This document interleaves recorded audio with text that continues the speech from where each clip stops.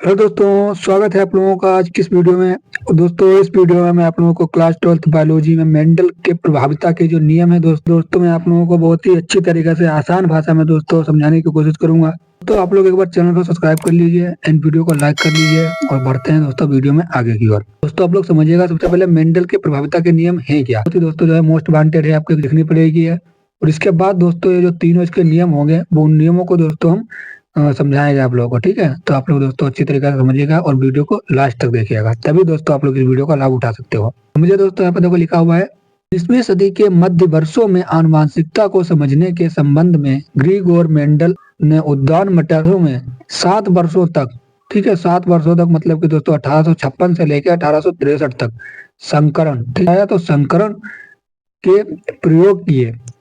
संकरण के दोस्तों प्रयोग किए थे किसमें, तो मटर के दोस्तों दाने थे, उद्यान मटर थी, उसमें 7 वर्षों तक। ठीक है दोस्तों, मैंने देखो सन भी लिखा है, अगर आप लोग एग्जाम में लिखोगे तो एग्जामिनर आपको पूरे नंबर देगा, वो समझेगा कि आपको सन वगैरह सब पता है। तो 1856 से 1863 तक मतलब 7 वर्षों तक उसने क्या किया कि उसमें मटर के जो पौधे थे उनमें संकरण कराया। इसके बाद और उनके आधार पर जीवों की वंशागत नियम को प्रस्तावित किया।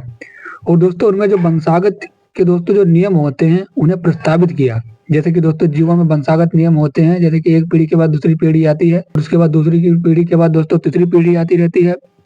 इसी प्रकार से ये जो मटर के जो पौधे थे उसमें भी यही क्रम चला कि वंशागत क्रम मतलब चलता रहा कि एक पौधे के बाद दूसरा पौधा, दूसरे पौधे के बाद तीसरा पौधा, इस तरीके से तैयार होता रहा। तो ये एक तरीके से वंशागत नियम हो जाता है। उन्होंने इसे जो है जीवों में प्रस्तावित किया, ठीक है, वंशागत के नियम को। इसके बाद आप लोग समझिएगा, मेंडल ने मटर के पौधों के उन लक्षणों पर विचार किया जो विपरीतार्थ थे। ठीक तरीके से दोस्तों जो है उन्होंने मटर के पौधे लिए थे, तो आप लोग समझिएगा विपरीत तरीके उन्होंने पौधे लिए थे, मतलब कि आप लोग समझिएगा यहाँ पर जैसे लंबे बोने पौधे, अगर कोई पौधा एक लंबा लिया है तो दूसरा उन्होंने कैसा पौधा लिया है, बोना लिया है। ठीक है, अगर उन्होंने कोई पौधा दोस्त पीले लिए हैं तो कोई हरे पौधे लिए हैं। ठीक है दोस्तों, कुछ पौधे उन्होंने तो इस तरीके से दोस्तों उन्होंने संकरण कराया है पौधों के बीजों में। आप लोग इसे लिखिएगा अपने कोई ऊपर। और इसके बाद दोस्तों आगे की ओर बढ़िया देखिए, यहाँ पे लिखा हुआ है, इसके कारण वंशागत नियमों का आधारभूत ढांचा तैयार करने में सहायता मिली। इस तरीके से जब उन्होंने दोस्तों विपरीतार्थ वाले जो दोस्तों बीज उठाए, इसकी दोस्तों ने सहायता मिली। और इसी तरीके से दोस्तों उन्होंने जो है वंशागत का पूरा जो एक ढांचा तैयार किया है। जैसे अगर कोई पौधा लंबा है तो उससे लंबी संतानें पैदा हुई, अगर कोई पौधा बोना है तो उससे बोनी संतानें पैदा हुई, अगर कोई पौधा पीला है तो उससे पीली संतानें, अगर कोई पौधा हरा है तो उससे हरे पौधे दोस्तों जो है तैयार हुए। ठीक है, इसके बाद मेंडल ने मटर के 14 किस्मों अर्थात 7 जोड़े विपरीत लक्षणों को लिया। ठीक है, तो दोस्तों मेंडल ने कितने मटर के पौधे लिए, तो आप लोग कहोगे 14 किस्में दोस्तों। 14 किस्में ली थी, उन्हें जोड़े के रूप में लिखे तो उसमें 7 जोड़े थे, ठीक है, विपरीत लक्षणों वाले, जिसमें कुछ बीज चिकने और कुछ छुर्रीदार थे। ठीक है, कुछ। इसके बाद मेंडल ने मुख्यतः 3 नियम दिए थे। ये दोस्तों आपके लिए मोस्ट वांटेड है। मेंडल ने कितने नियम दिए थे, तो मुख्यतः 3 नियम दिए थे। अब दोस्तों आप लोग इसके नियम को समझिएगा कि मेंडल के नियम क्या थे, उन्होंने कौन से नियम दिए, जो कि आप लोग इन्हें तैयार करिएगा, आपके एग्जाम के लिए मोस्ट वांटेड है। नियम है प्रभाविता का नियम, लॉ ऑफ डोमिनेशन जैसे हम इंग्लिश में कह देते हैं। प्रभाविता का नियम आप लोग नियम से ही समझ सकते हो कि ये प्रभावित करता है चीजों को। जैसे कि लक्षणों का निर्धारण कारक द्वारा होता है। दोस्तों जो लक्षण होते हैं, जो निर्धारण होता है, ठीक है, उन्हें हम साबित करते हैं तो किस तरीके से, कारक के द्वारा दोस्तों करते हैं। ठीक है, तो इस नियम के अनुसार लक्षणों का निर्धारण कारक द्वारा होता है। कारक दोस्तों होते हैं वही लक्षणों को साबित करते हैं। जैसे कारक जोड़े में होते हैं, कारक मैंने कहा था देखो 7 जोड़े थे, तो कारक किसमें होंगे, जोड़े में होंगे। जैसे कि अगर कुछ लंबे पौधे हैं कुछ बोने पौधे हैं, तो दोस्तों जो लंबे पौधे होंगे वो जोड़े में होंगे और बोने पौधे होंगे वो भी दोस्तों जोड़े में होंगे। अगर कुछ लाल है तो कुछ हरे होंगे और लाल वाले भी जोड़े में होंगे और हरे वाले भी जोड़े में होंगे।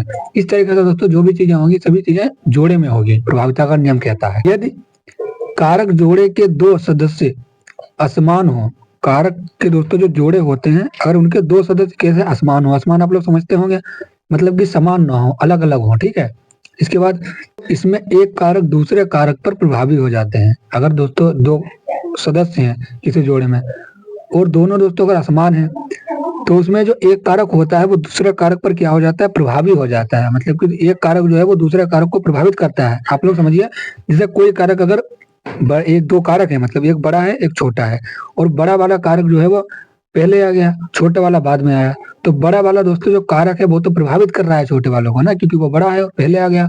तो इस तरीके से जो है एक कारक दूसरे कारक को क्या करता है, प्रभावित करता है, प्रभावी हो जाता है। तो अर्थात एक प्रभावी और दूसरा अप्रभावी हो जाता है, ठीक है। इसी को हम प्रभाविता का नियम कहते हैं। आप लोग यहाँ से समझिए।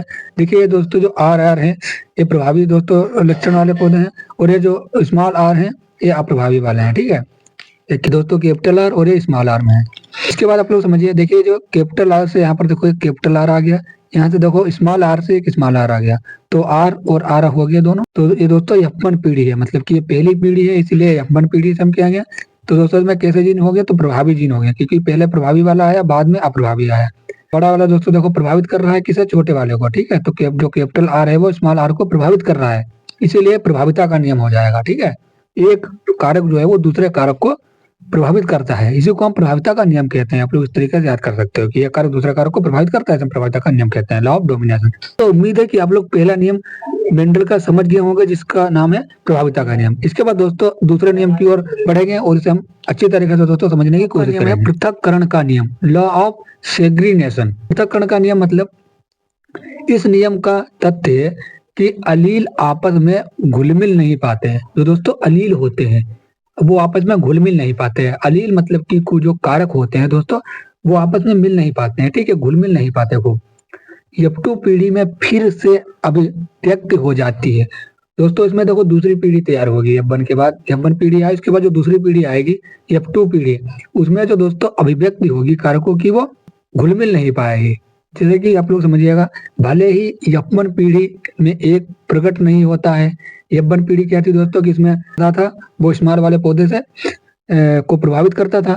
तो इस तरीके से मतलब जो कैपिटल वाला था वो प्रभावी हो जाता था और स्मॉल वाला अप्रभावी हो जाता था।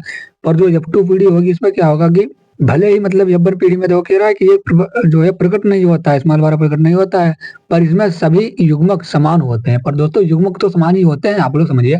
जैसे कि एक कैपिटल आर है और एक स्मॉल आर बना था F1 पीढ़ी में, तो भले ही दोस्तों जो स्मॉल आर है वो अप्रभावी है और पर समान तो दोनों ही हैं, दोनों ही एक साथ खड़े हैं, तो समान दोनों ही युग्मक रहेंगे। इसके बाद विषम युग्मजी जनक दो प्रकार के युग्मक उत्पन्न करते हैं। जो विषम युग्मजी दोस्तों होते हैं, जैसे कि जो विषम से आप लोग समझ सकते हो, जो विषम चीजें होती हैं जैसे कि जो अलग मतलब होती हैं, बिल्कुल ठीक है। तो विषम युग्मक जनक दो प्रकार के युग्मक उत्पन्न करते हैं, जिसमें समान अनुपात में एक एक अलील होता है, एक एक अलील होगा समान अनुपात में, आप लोग समझिए। दोस्तों आप लोग यहाँ से ये वाला दोस्तों प्रभावी जीन है और ये वाला अप्रभावी जीन है, ठीक है। और यहाँ पर देखो क्या हुआ कि ये देखो इसका कैपिटल आर यहाँ पर आया और ये स्मॉल आर यहाँ पर आ गया, तो ये F1 पीढ़ी दोस्तों हो गई। ये तो आप लोग समझ गए, प्रभाविता का नियम में इतना था, ये वाला जो जनक था वो प्रभावी था, ये वाला अप्रभावी था। इसके बाद दोस्तों F2 पीढ़ी इसमें बढ़ जाएगी, क्योंकि ये पृथक्करण का नियम है, चीजें अलग हो जाएंगी। तो देखो ये कैपिटल आर और एक स्मॉल आर, तो दोस्तों हम इसे यहाँ पे देखो लिखेंगे कैपिटल आर स्मॉल आर, एक यहाँ पर दोस्तों हम गैप छोड़ देंगे, ऊपर भी दोस्तों हम कैपिटल आर और स्मॉल आर लिखेंगे। इसके बाद दोस्तों आप लोग समझिए, जब कैपिटल आर की दोस्तों हम कैपिटल आर से गुणा कराएंगे तो कैपिटल आर और कैपिटल आर ऐसे ही आ जाएगा। इसके बाद दोस्तों जब हम कैपिटल आर को आर स्मॉल आर के साथ दोस्तों मतलब गुणा करेंगे तो क्या आ जाएगा, कैपिटल आर स्मॉल आर मतलब। इसके बाद दोस्तों स्मॉल आर की प्रक्रिया जब हम कैपिटल आर से कराएंगे तो देखो कैपिटल आर पहले आ जाएगा, स्मॉल आर बाद में आएगा, क्योंकि ये प्रभावी जीन होता है। इसके बाद देखो यहाँ पर स्मॉल आर की हम स्मॉल आर से कराएंगे क्रिया दोस्तों, तो क्या हो जाएगा कि स्मॉल आर और स्मॉल आर ही आ जाएंगे दोनों। तो ये दोस्तों एक F2 पीढ़ी तैयार हो जाती है, जिसे हम कहते हैं पृथक्करण का नियम, मतलब कि सभी चीजें इसमें अलग अलग हो जाती हैं। तो यही दोस्तों पृथक्करण का नियम कहलाता है। उम्मीद है दोस्तों ये नियम आपको अच्छी तरीके से समझ में आया होगा। और इसके बाद दोस्तों आप लोगों को दिख रहा होगा तीसरा नियम स्वतंत्र अपव्यूहन का नियम, इसे दोस्तों हम समझेंगे, ठीक है। स्वतंत्र अपव्यूहन का नियम मतलब जब दो से अधिक विपरीत लक्षणों वाले पौधे के बीच क्रॉस कराया जाता है तो इन लक्षणों की वंशागत स्वतंत्र रूप से होती है। दोस्तों दो दो कारक होते हैं, आप लोग समझिए, और दोनों दोस्तों विपरीत होने चाहिए। जैसे कि आप लोग यहाँ पर देख रहे हो, यहाँ पर देखो जो कैपिटल आर हैं ये गोल वाले हैं और ये दोस्तों जो बाई वाले हैं ये पीले हैं, ठीक है। तो दोनों दोस्तों देखो विपरीत हैं और दो दो से अधिक विपरीत वाले लक्षणों को पौधे के बीच क्रॉस कराते हैं। ये देखो दोस्तों एक दो एक दो, तो दोस्तों यहाँ पर भी दोस्तों दो दो कारक हैं। यहाँ पर देखो ये चुर्रीदार है और यहाँ पर ये हरा है, और दोनों दोस्तों अपने आप में अलग हैं। और जब इनकी हम इनके बीच दोस्तों जब हम क्रॉस कराएंगे लक्षणों की वंशागत स्वतंत्र रूप से प्राप्त होगी। ठीक है दोस्तों, जब देखो हमने इसके बीच देखो हमने जब क्रॉस कराया, देखो capital R A capital R, capital Y और ये स्मॉल आर स्मॉल वाई हो जाएगा। देखो इसमें क्या प्राप्त होगा कि इसका जो एक कैपिटल आर और ये स्मॉल आर यहाँ पर आ गया, एक कैपिटल वाई और एक स्मॉल वाई यहाँ पर आ गई। तो देखो दो दो कारक बन गए। इससे दोस्तों एक कारक उठाया और इससे एक कारक उठाया, इससे एक कारक उठाया और इससे भी एक कारक उठाया और दोनों के दोस्तों दो दो कारक आ गए। इसके बाद यहाँ पर देखो जब 2 पीढ़ी है और यहाँ पर गोल और पीला दोनों देखो कारक आ जाएंगे। ये देखो गोल पीला दोनों कारक आ गए। यहाँ पर स्वतंत्र रूप से दोस्तों स्वतंत्र हो गया, इसे हम स्वतंत्र अपव्यवन का नियम कहते हैं। तो मैंने आप लोगों को दोस्तों मेंडल के नियम अच्छी तरीके से समझाए हैं, तो आप लोग समझ गए होंगे। ठीक है, मैंने सबसे पहले आप लोगों को मेंडल की प्रभाविता के नियम में दोस्तों जो थ्योरी वगैरह होती है वो मैंने आपको सबसे पहले बताई है। इसके बाद दोस्तों मैंने आपको प्रभाविता का नियम बताया है। ठीक है दोस्तों, मैंने आप लोगों को पृथक्करण का नियम बताया है। इसके बाद दोस्तों मैंने आपको स्वतंत्र अपव्यवन का नियम बताया है। तो दोस्तों मैंने आप लोगों को ये तीनों नियम अच्छी तरीके से समझाने की कोशिश की है। और अगर आप लोगों को दोस्तों वीडियो अच्छी लगी हो तो वीडियो को लाइक करिएगा और चैनल को सब्सक्राइब जरूर कीजिएगा।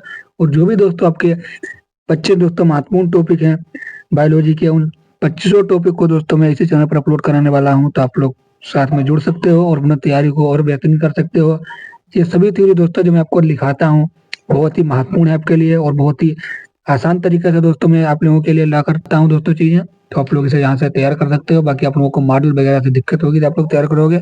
जुड़े रहिएगा साथ में और मिलते हैं अगली वीडियो में, तब तक के लिए जय हिंद।